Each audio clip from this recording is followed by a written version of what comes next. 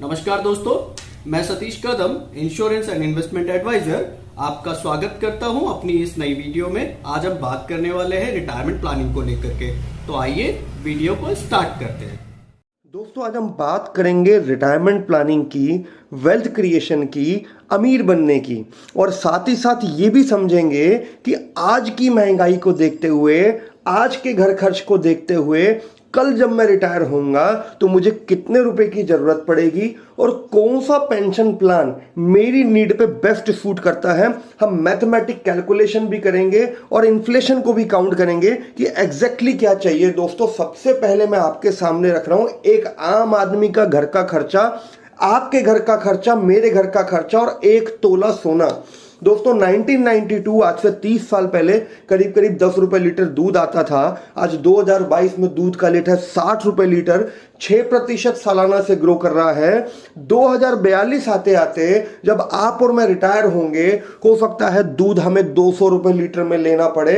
अगर मैं एक आम आदमी के खर्चे की बात करूं, 30 years back it was close to 3000 rupees. आज आपके मेरे दिल्ली मुंबई जैसे शहर में आम आदमी का किचन का खर्चा 50,000 रुपए महीना है। सालाना 10% से ग्रो कर रहा है। It is expected to touch 4 lakh monthly basis by 2042।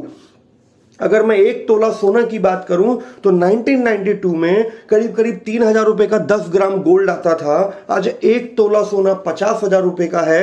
आज 10% की सालाना ग्रोथ है इसमें, इन्फ्लेशन। और 2042 जब आप और मैं बुजुर्ग हो जाएंगे, हमारे बच्चों के शादी ब्याह होंगे, नाती पोतों का बर्थडे होगा, तब हो सकता है हमें 1 तोला सोना 4 लाख रुपए में खरीदना पड़े। दोस्तों, आम आदमी का घर का खर्चा अमूमन 1 तोला सोने के बराबर पड़ता है। आप इतिहास उठा के देख लीजिए, और यही हाल रहा तो आपको और मुझे हो सकता है रिटायरमेंट के लिए 1 करोड़, 2 करोड़, 5 करोड़ की जरूरत पड़े, ताकि मैं एक स्टैंडर्ड लाइफ, आज का लिविंग स्टैंडर्ड, आज के खर्चों के हिसाब से भविष्य में सर उठा के जी पाऊं। दोस्तों, अगर मैं सिर्फ 1 करोड़ के टारगेट की बात करूं, अभी मैं 5 करोड़ की बात नहीं कर रहा, कि अगर 1 करोड़ भी मैं जोड़ना चाहता हूं रिटायरमेंट से पहले अगले 20 साल में, और मेरी सेविंग पे मुझे 5% सालाना ब्याज आता है, तो कम से कम 25,000 रुपए महीने का सेविंग करना पड़ेगा, तब कहीं जाके 1 करोड़ रुपए जुटेगा। और यदि मेरी इन्वेस्टमेंट पे 10% का ग्रोथ है तो ये टारगेट 13,000 रुपए महीने में पॉसिबल है। और यदि 15% का ग्रोथ है तो आज यदि मैं 8,000 रुपए महीना जोड़ना शुरू करूं, उस पे 15% का ग्रोथ आए, तो अगले 20 साल में 1 करोड़ जुड़ जाएगा और मैं एक अच्छी रिटायर्ड लाइफ जी पाऊंगा। अभी क्वेश्चन यह है कि 15% का ग्रोथ जहां मिलता है वहां रिस्क है, और 5% ग्रोथ से तो टारगेट अचीव नहीं होने वाला।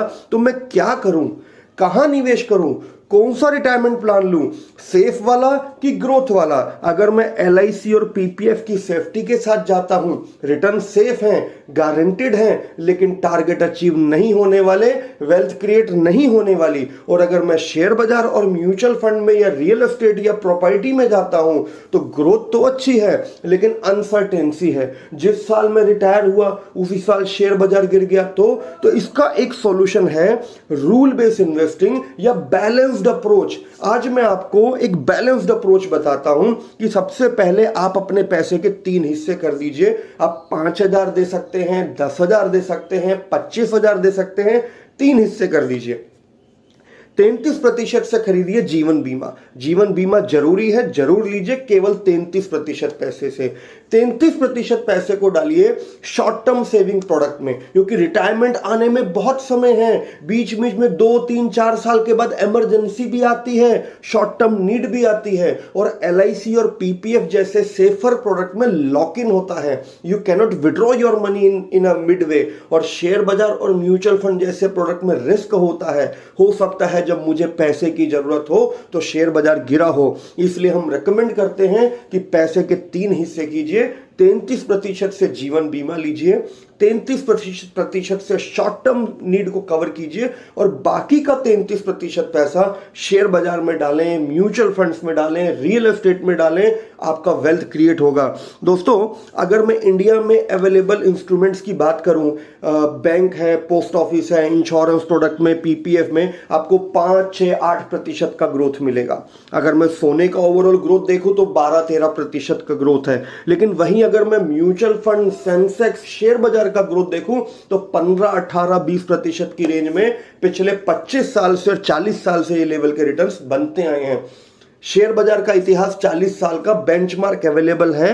सेंसेक्स निफ्टी आपने सुना होगा, जो सेंसेक्स अभी 62,000 लाइफ टाइम टच किया है सन 2022 में। इसकी शुरुआत 1979 में 100 रेट पॉइंट से हुई थी। सन 2000 में ये 5,000 का था, 2010 आते 17,000 का हुआ। आज सन 2022 में 62,000 टच कर चुका है। सालाना 17% की ग्रोथ भारतीय शेयर बाजार में लंबे समय के निवेशकों को मिली है। और अगर मैं म्यूचुअल फंड्स की बात करूं तो इंडिया का कोई भी फ्लेक्सी कैप डाइवर्सिफाइड फंड उठा लीजिए जो 15 साल से ज्यादा पुराना है, उसमें 15% सालाना से ऊपर की ग्रोथ आई है। और ऑन एन एवरेज हर वो व्यक्ति जिसने 15,000 रुपए महीना म्यूचुअल फंड एसआईपी में डाला, आज उसे 1 करोड़ रुपए मिल रहा है। ये हो चुका है, आप इंटरनेट पे सर्च कर सकते हैं। तो मैं फिर वही बात बोल रहा हूं, अगर मैं 5, 10, 15% की ग्रोथ लूं, मान लीजिए आप 10,000 रुपए महीना दे सकते हैं कि भाई हम तो नौकरी करते हैं, इतना ही हम पे बचता है। यदि 5% सालाना ग्रोथ आपके 10,000 रुपए महीने पे आती है तो अगले 20 साल में आपका पैसा बनता है 41 लाख रुपीस। और यही ग्रोथ रेट यदि 15% होता है तो आपका पैसा बनता है 1.25 करोड़। अब क्वेश्चन फिर सेम है कि 5% ग्रोथ पे वेल्थ क्रिएट नहीं हो रही, 15% ग्रोथ पर रिस्क एसोसिएटेड है। तो अगर मैं बैलेंस्ड अप्रोच लूं, कुछ पैसा एलआईसी में, पीपीएफ में, बैंक में रखूं, कुछ पैसे से म्यूचुअल फंड लूं, कुछ पैसे को गोल्ड में रखूं, कुछ रियल एस्टेट में डालूं, तो एक 10% की स्टैंडर्ड में बैलेंस्ड ग्रोथ मान के चलूं तो 10,000 रुपए महीना अगले 20 साल में 72 लाख के लगभग बन सकता है। और रिटायरमेंट में 20 साल 25 साल बाकी हैं, सब कुछ चलता रहा अच्छे से तो ठीक है, लेकिन सब कुछ अच्छे से नहीं चलता। कभी कभी लाइफ में फेलियर आता है। अगर प्लान ए फेल हुआ तो what is plan B? Emergency तो कभी भी आ सकती है ना। कोरोना हमने खुद ने देखा है, दुकान बंद हो गई, धंधा मंदा हो गया, नौकरी छूट गई, एक्सीडेंट हो गया। तो जो शॉर्ट टर्म सेविंग में आप 33% या 25% पैसा रखेंगे वो आपको इमरजेंसी में फायदा देगा।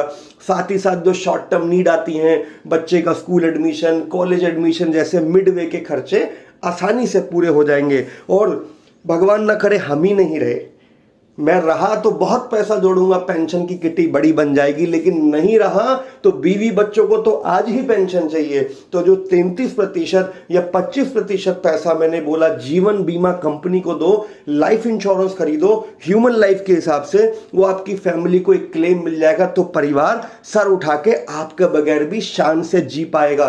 तो पैसे के 3 हिस्से कीजिए, 33% से लीजिए life insurance as per your human life value, सालाना आमदनी का 16 गुना।